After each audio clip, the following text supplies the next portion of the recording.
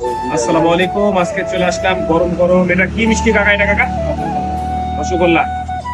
দিনেশ কাকা রসগোল্লা খাইতে চলে আসলাম গোবরাতলায়। গরম গরম দেখতে পাচ্ছেন কাকা, লাগতে পারবো আমি? এটা পিস কত? মানে একটাই 16 টাকা দিচ্ছেন? আগে যে দুটা দিতেন 10 টাকায়। এখন দাম কম ছিল জিনিসের। মানে রসগোল্লা একটাই 16 টাকা পিস। আহা, গরম রসগোল্লা। ফ্রিজের ঠান্ডা মিষ্টির একটা আলাদা জায়গা নিশ্চয়ই আছে, কিন্তু গরম রসগোল্লার কাছে এই স্বাদ যেন একদম মূল্যহীন। রসগোল্লাটা যখন একদম টাটকা গরম চিনির শিরা থেকে তুলে আপনার বাটিতে দেওয়া হবে, প্রথম দেখাতেই মন ভরে যায়। চামচ দিয়ে আলতো করে চাপ দিলে স্পঞ্জের মতো গুটিয়ে আবার নিজের জায়গায় ফিরে আসে। মুখে দেওয়ার সাথে সাথে ছানার তৈরি সেই তুলতুলে মিষ্টিটা যেন গলে যায়, আর ভিতর থেকে বেরিয়ে আসে হালকা গরম সুগন্ধি এলাচ ছড়ানো চিনির রস।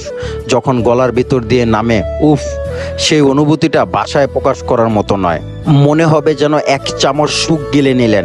আর গরম গরম রসগোল্লার স্বাদ একদম অতুলনীয়। চাঁপাইনবাবগঞ্জ শহর থেকে একটু দূরে হলেও যারা যারা রসগোল্লা প্রেমী আছেন, তারা সবাই একবার হলেও এই গোবরাতলার রসগোল্লাটা ট্রাই করবেন। ধন্যবাদ সবাইকে। ভিডিও ভালো লাগলে পেজটি ফলো দিয়ে পাশে থাকবেন। আসসালামু আলাইকুম।